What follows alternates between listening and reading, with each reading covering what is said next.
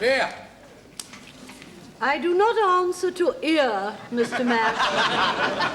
All right, then. Oi!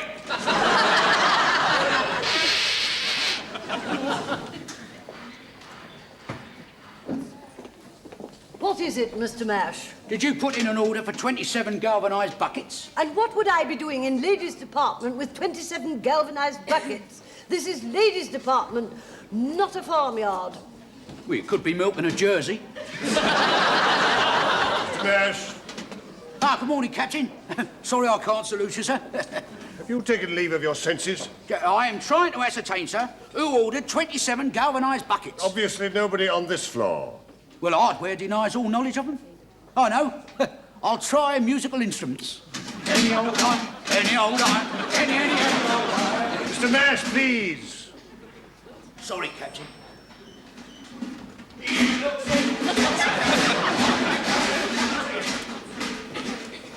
Mrs. Slocombe, what shall I do with these crochet berries? Oh, say, oh. We've had these for years. I think they were a special offer for the Jubilee. It says here as worn by Princess Margaret Rose. Oh, yes. Oh, they were very popular. Well, if they were so popular, how come we got so many left? They were only popular with Princess Margaret Rose. Well, how much are they? Oh, well, what does it say on the ticket? 2 and 11pence 3 farthings. We can't put that. Well, what's that in new money? Well, we've had devaluation, inflation, decimalisation, purchase tax, VAT, or put unrepeatable at 40p. Oh, and what about the Margaret Rose? Put as worn by Princess Anne at badminton. You can't wear these to play badminton. Oh, give over. Are you being served, madam? Yeah, no, I'd like to try one of these Princess Anne hats, please. Oh, certainly, madam. They've just come in. Oh, thank you. Oh, very becoming. Isn't it, Miss Brown? Yes, they're all wearing them for badminton.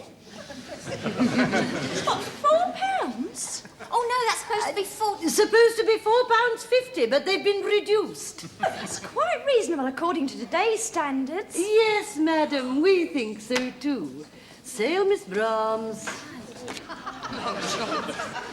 The combinations are shrunk, sir, but it is advisable to wash them in lukewarm water. Yeah, or better still, no water at all. My old granddad used to send his combinations to the dry cleaners, you know.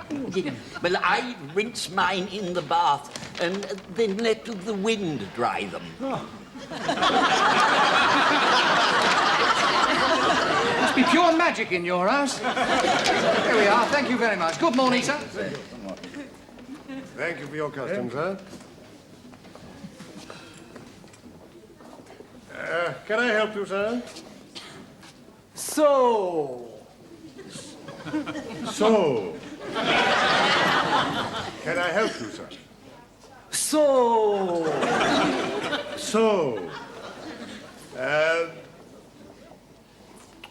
You want to buy? Mr. Lucas, chop, chop. I beg your pardon, Captain Peacock. Forward, Mr. Lucas. Credit card. Ah, so. You, Mr. Cato, I, Peacock. How do you do, Mr. I. Peacock? This Honourable Mr. Humphries. Humphries, And this Honourable Mr. Lucas. Lucas, No, Lucas. Lucas. No, Luke. You must understand, Mr. Lucas, that this gentleman is Japanese, and he has difficulty getting his tongue round his R's.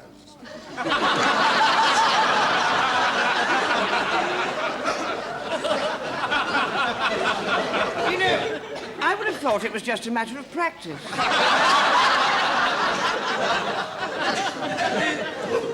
What does the customer require, Captain Peacock? I'll try to find out. Yes, and of course you were out east, weren't you?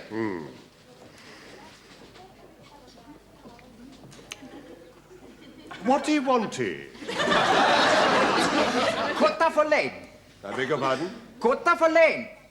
Petticoat Lane or Drury Lane? I think the customer wishy raincoat, Mr. Lucas. Ah, Lane Coat! Excusey, phony lingy. Men's ready-mades. Mr. Rumbold for Captain Peacock. Doesn't sound like Mr. Rumbold. I'm Mr. Rumbold's new temporary secretary. Mr. Rumbold would like to see Captain Peacock in his office. Oh, in that case, I shall acquaint Captain Peacock with Mr. Rumbold's wishes. Oh, you're very obliging. Only to a point. Captain Peacock, Mr. Rumbold's office, chop chop.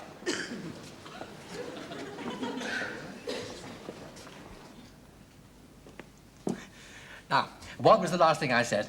Would I please get them off? I beg your pardon? The letters. You wanted me to catch the post? Oh, yes. No. What I meant was, what was the last thing I said in the memo to young Mr. Grace? I am both flattered and honoured that you are considering me for the vacant post on the board of doctors. Vacant post on the board of directors. Sorry, my shorthand. Of course, I would readily accept if selected. Signed, yours, Crawley. Yours truly. I'm sorry. Yes, well, that will be all. Do try to be a bit more accurate, Miss Ainsworth. Yes, Mr. Rumbold. Now, I want that to go off tonight.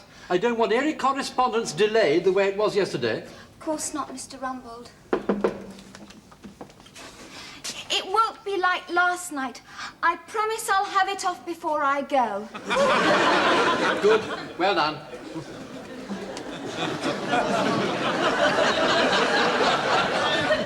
You have to be very firm with these girls these days, you know.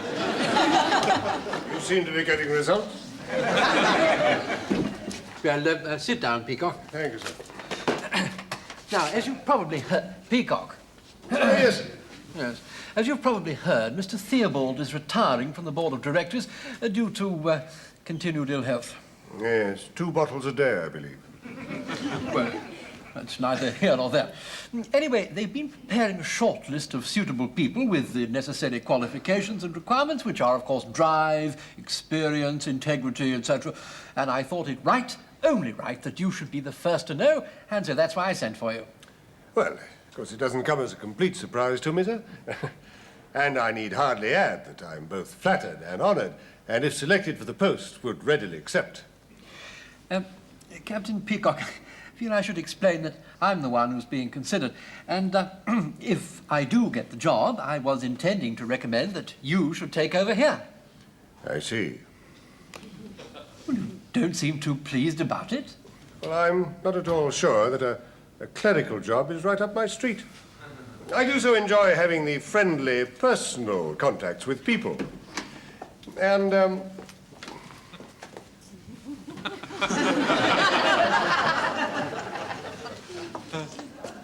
on the other hand, I'm not sure that I will entirely lose it. £17.50, sir. There's your receipt and your credit card. So, Oh, my word. please, You've got a cross on your fate line. please. Kloss. Kloss on flate line. Me ready handy pandy. Ah, yes. Yes. Cross means accident. Accident. Yes. Cross means crash. Clash mean clash. Yeah, well, something like that. Me no need clash. Me got credit card. Go home, go home. Sayonara. So. Yes, quanta lagusta, so. What's all that rubbish about a cross on his fate line? Well, there are certain times when I see things. What, you be like a fortune teller? Oh, yes, and I'm not usually wrong.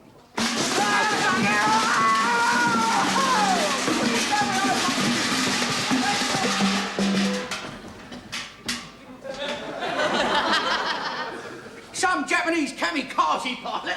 He just checked up in me buckets and fell down the stairs.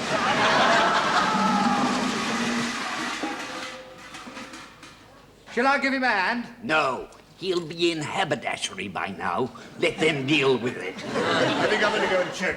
Hurry up, Mr. Man. Show me what he is. Well, I warned him. You warned him about what? He saw it in his hand. So what in his hand? Well, I saw an accident in his hand and I told him. You'd never. He did, I heard him. I didn't know you could read hands. No, it runs in the family. My father noticed something funny about me when I was 6. Well, go on, read mine. No, I can't. I've got to be in the mood. Well, you was in the mood when you're holding that Chinaman's hand. He was Japanese. Same thing. Anyway, the vibrations have got to be right. I'll try over lunch. Here. That nip that fell down the stairs has got his head wedged in one of my buckets. Poor man. And so far from home. I hope he's got an account, because him and the bucket's on the way to the hospital, and he wouldn't pay cash.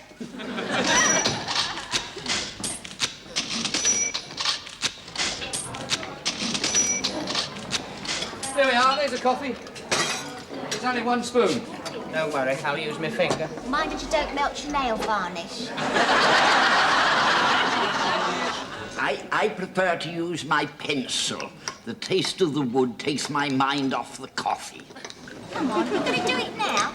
Well, don't rush me. I'm trying to take the taste away of this cottage pie. How did it start? I think as yesterday's Lancashire hot pot. No. I mean, when you first found out you had this gift. Well, I used to have these funny turns, you see. When I was about 15, I had the sensation of floating out of my body and looking down at myself lying in bed in my pyjamas. What were you doing? Well, nothing. I was just lying there. Ooh, isn't it creepy? Of course, I've learnt to do it at will since then. I can pop out of my body whenever I like. Oh, I wish I could. If I had a body like hers, I wouldn't come back. Just a joke, Mrs. Slocombe. When I first joined Grease Brothers, juniors weren't allowed to sit with the seniors. You are? Well, lots of people leave their bodies at night, but they don't remember it. I have dreams like that. Quite often I dream I'm flying around in the air with no clothes on, and all my friends are looking up at me, and I wake up and I'm blushing all over. You don't want to be embarrassed by that. Well, it's humiliating. Well, try flying on your back. I often dream that I'm wandering about the house looking for something. Do you find it? Yes, fortunately, yes. Last night on the way back, I fell over the cat. You know, animals are very psychic. I mean, the least sign of danger, and my pussy's hair stands on end like...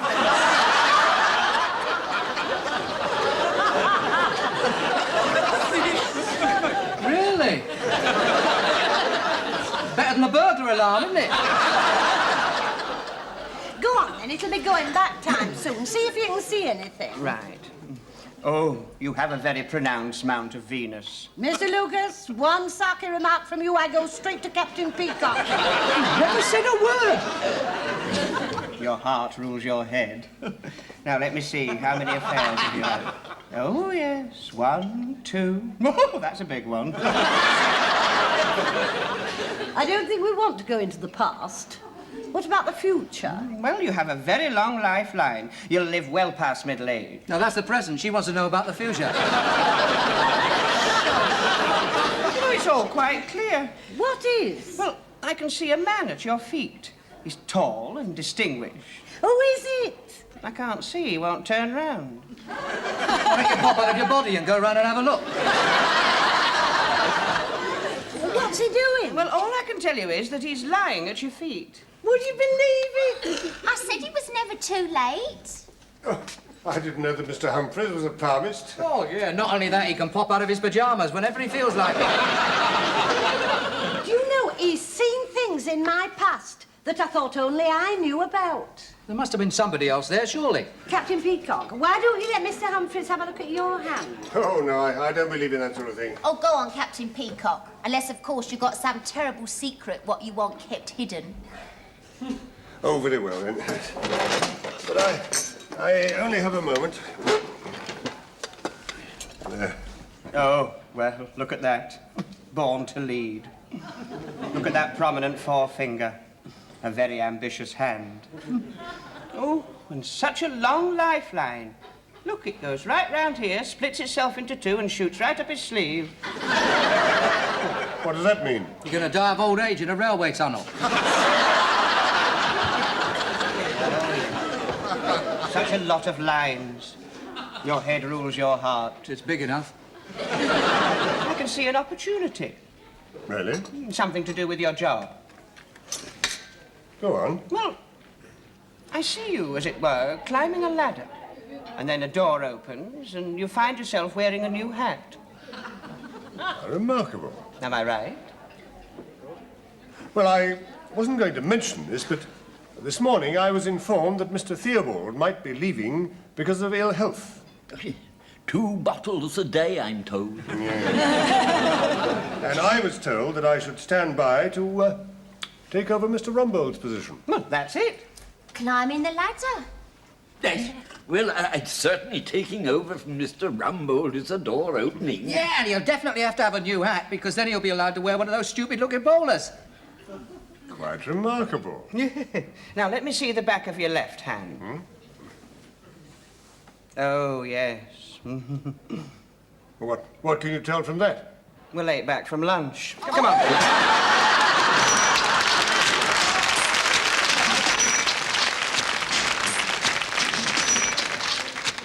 Mr. Humphries, are you free? Yes, I'm free, Mr. Grainger. I would like a word with you. Not you, Mr. Lucas. This is for Mr. Humphries here alone. What can I do for you, Mr. Grainger? Well, I wanted to say, Mr. Humphries, for the last few weeks, I've been watching the way in which you've been handling the customers. Ah, well, I can explain that, Mr. Grainger. You see, what I'm trying to say is that I've been very impressed with your performance in trousers. Oh, thank you, Mr. Grainger. Well, the whole point is that if Captain Peacock goes up, well, somebody else has got to take over the position as floor walker. Well, you are going to recommend me. Recommend you? Certainly not. I'm going to recommend me. Well, what are we talking about, then? Well, I am going to suggest to Captain Peacock that you take over my position. Do you think you could cope? Oh, I'm sure I could, Mr. Grainger, especially with your hand to guide me. And do you think that Lucas is capable of taking over from you? With my hand to guide him. Well, better consult him. Are you free, Mr. Lucas? Yes, you have just caught me at a free moment, Mr. Humphries. Now, Mr. Lucas, if Mr. Rumbold takes over from Mr. Theobald, it's very likely that Captain Peacock will take over from Mr. Rumbold, in which case Mr. Grainger may take over from Captain Peacock. Therefore, I shall take over Mr. Grainger's duties, which will leave my position vacant. Do you think you could cope with it? Wouldn't it be simpler if I took over from Mr. Theobald? It is a serious responsibility we are discussing, Mr. Lucas. Oh, yes, I can see that, Mr. Grainger. I mean, after all, it means instead of standing in the middle of the counter here, Mr. Humphries will have to stand at the end of the counter there. And instead of me standing at the end of the counter here, I shall have to stand in the middle of the counter there. It's a very big responsibility, that, Mr. Grainger. I don't really know if I'm ready to cope with it. Mind you, it's not as big a responsibility for me standing here as it is for Mr. Humphries standing over there. I don't envy you, Mr. Humphries. I'd be a nervous wreck. Have you finished, Mr. Lucas? Well, let me put it another way, Mr. Grainger. Do I get more money? Yes. I'll do it. Very well, then I will confer with Captain Peacock. Oh, yes, that blasted woman's got him. Are you free, Captain Peacock? At the moment, Mrs. Slocombe. Well, it's like this, Stephen. If you do take over from Mr. Rumbold, that would leave your position here vacant, would it not? That is true, yes. And I'm sure you will take over, because with your military background and your big forefinger, you're born to lead. Yes, I suppose advancement was inevitable. And I suppose it'll be up to you to recommend someone to take your place. No doubt it will. Well, I think that it's time we had a change of sex on the floor. I understand that you're recommending Mr. Humphries. Oh, no. I'm recommending me. You? A woman? A woman floor walker? Captain Peacock, women are equal to men these days, you know. Not that equal. Floor walking has always been a man's job in this department. Well, I don't see why. I mean, anybody can stand there with their nose in the air looking stupid. If that were all that were required, Mrs. Slocombe, I would recommend you without hesitation. Male chauvinistic pig. I will pretend you haven't said that. I didn't want the job anyway. Are you free, Mr. Grainger? Not at the moment, Mr. Humphries. Oh, only Captain Peacock's free. Well, are you free, Mr. Humphries? Yes, I'm free, Mr. Grainger. Well, would you mind taking over this customer, please? Pleasure, Mr. Grainger. Right, thank you. I've already taken his inside leg. He's looking for something in Scottish tweed with broad shoulders. Aren't we all?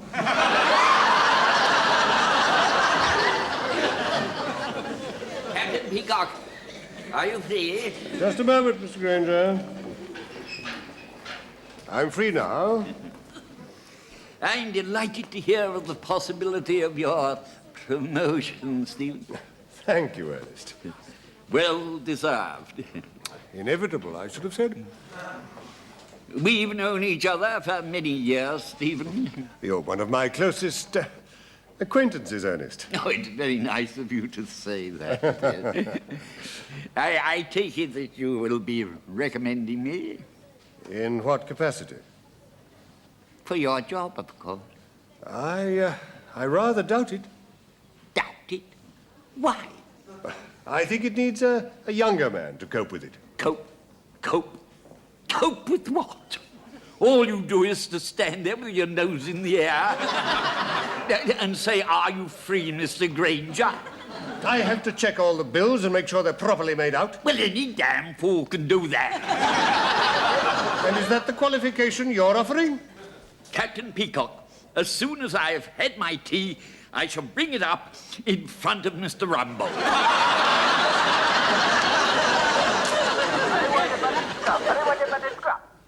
I can't understand a word you're saying. I think he wants to talk to you. Well, who is it? He sounds like a Japanese with his head stuck in a bucket. Oh, I've no time for practical jokes. Put the receiver down. I think I can explain that, sir. Don't even start, Mr. Lucas. Now, let's get these complaints over quickly, shall we? It is 5:30. To put it in a nutshell, Captain Peacock doesn't fancy a lady floor walker.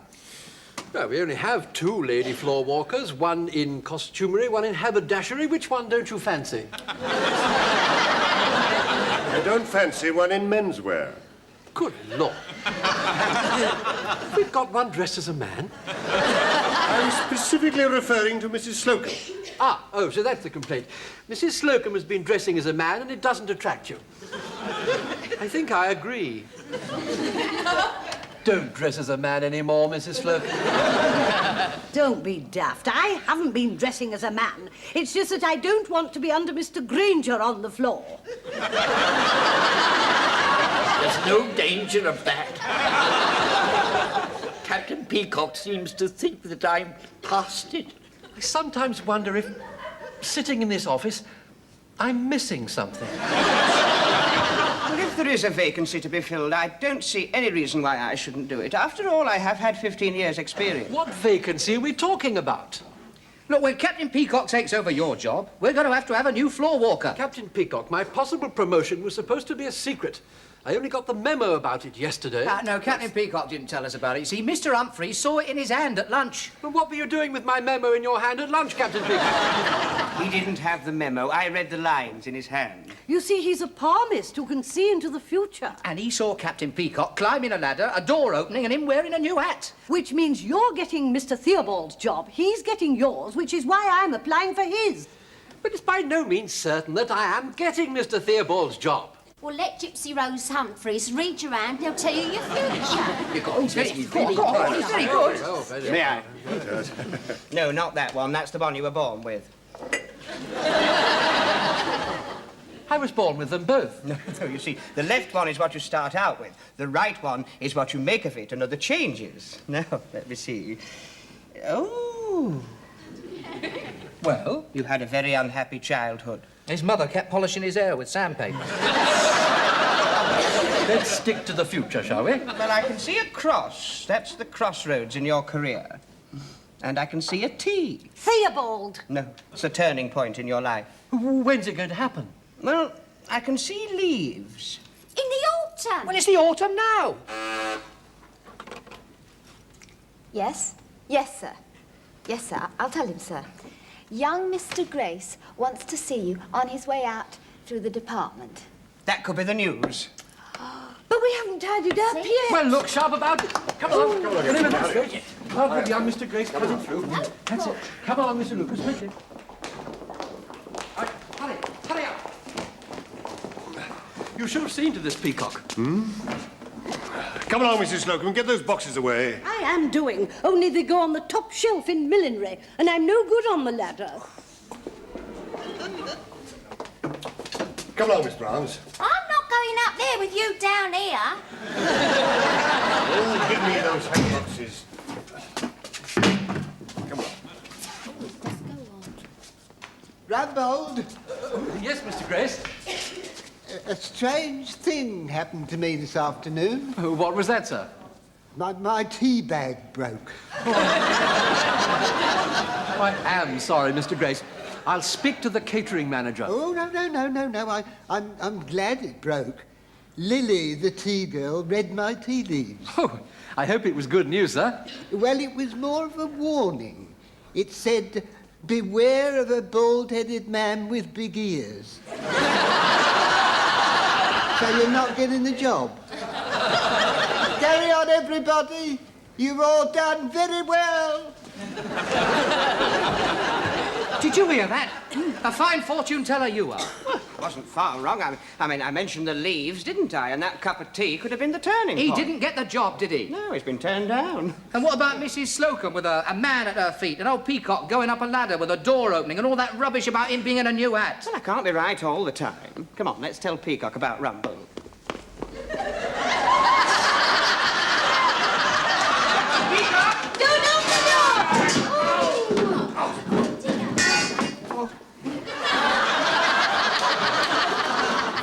I think this will be a very good time for me to leave my body.